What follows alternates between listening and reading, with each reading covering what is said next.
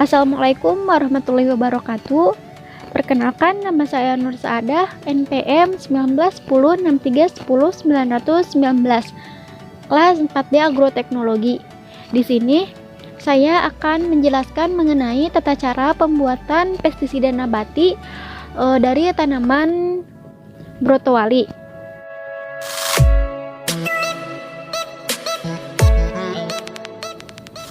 Tanaman brotowali ini masuk ke dalam jenis insektisida. Tanaman brotowali ini selain bisa digunakan sebagai insektisida, juga bisa digunakan sebagai obat herbal. Di antaranya bisa menyembuhkan rematik, demam, malaria, dan sebagainya. Tanaman brotowali ini mudah ditanami di semua wilayah yang ada di Indonesia, sehingga tanaman brotowali ini mudah dijumpai di mana saja. Sebelum kita masuk ke cara pembuatan dari insektisida ini, alangkah baiknya kita mengetahui terlebih dahulu senyawa kimia apa saja yang terkandung pada tanaman brotowali sehingga bisa dijadikan sebagai insektisida nabati.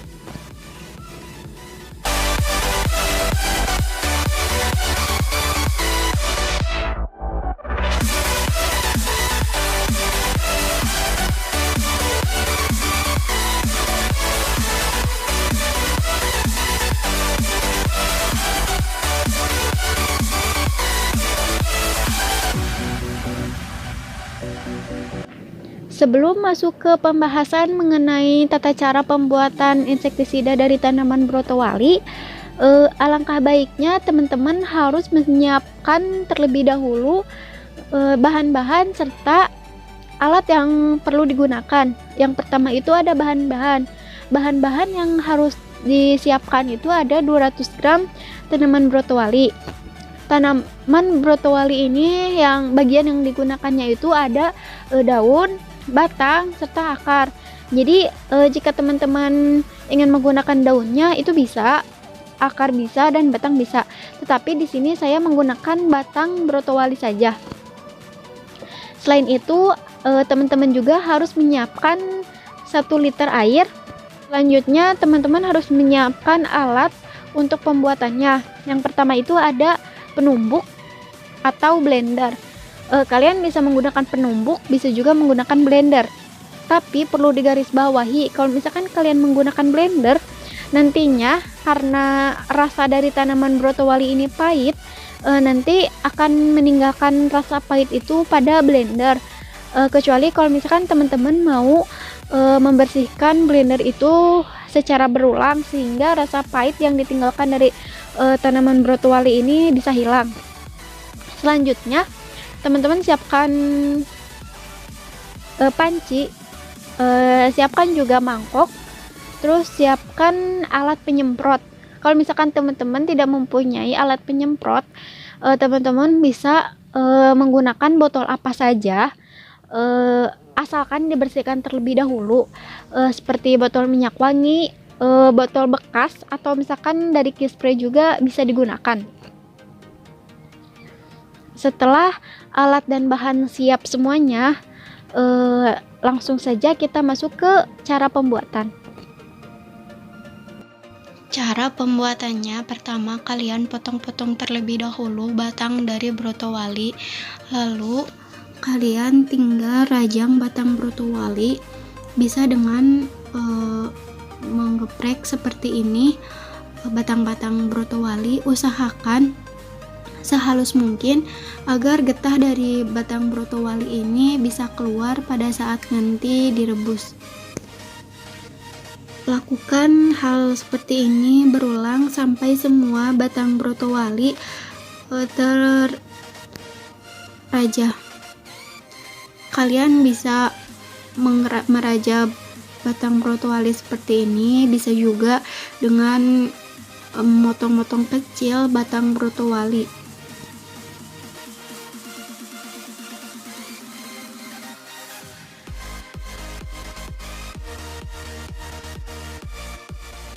Setelah itu kalian masukkan batang brotowali ke dalam air 1 liter untuk merebus dengan api yang cukup sedang.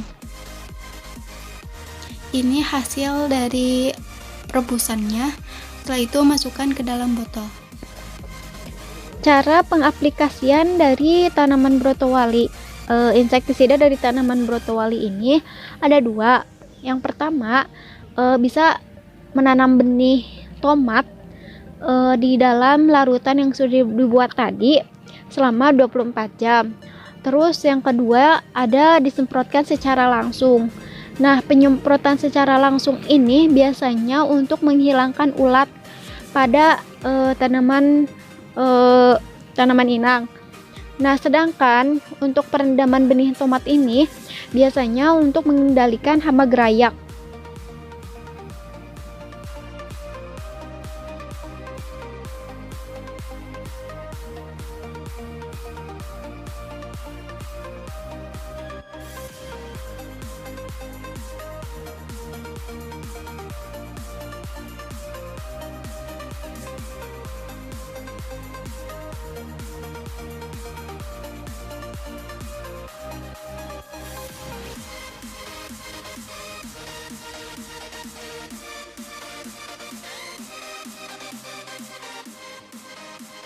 Cara pengaplikasian dari insektisida ini, pertama yang harus diperhatikan, kalian menyemprotkan atau mengaplikasikannya di pagi dan di sore hari. Kenapa? Karena kalau misalkan kalian aplikasikan di siang hari saat matahari terik, ataupun misalkan di sore hari saat turun hujan, itu percuma saja, karena bahan-bahan yang kita semprotkan ke tanaman itu akan hilang oleh matahari, panas matahari, serta akan hilang oleh air hujan.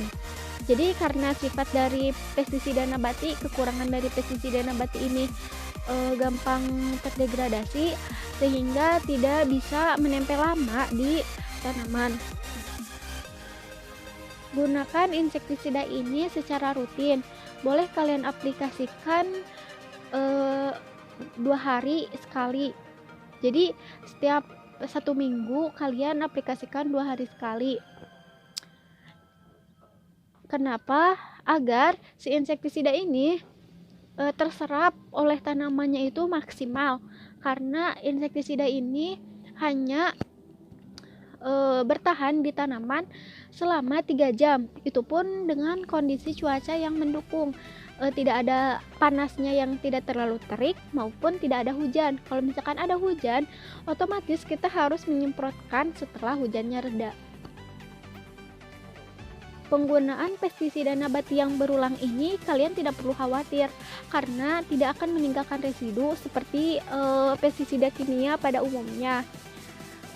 Pestisida kimia pada umumnya kan meninggalkan residu, sehingga tidak baik untuk lingkungan maupun tanaman, yang akan menyebabkan resisten terhadap hama.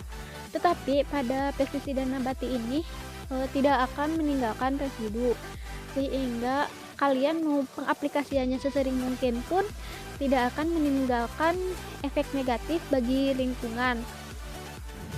Sekian video yang dapat saya buat. Semoga isi dari video ini bisa bermanfaat.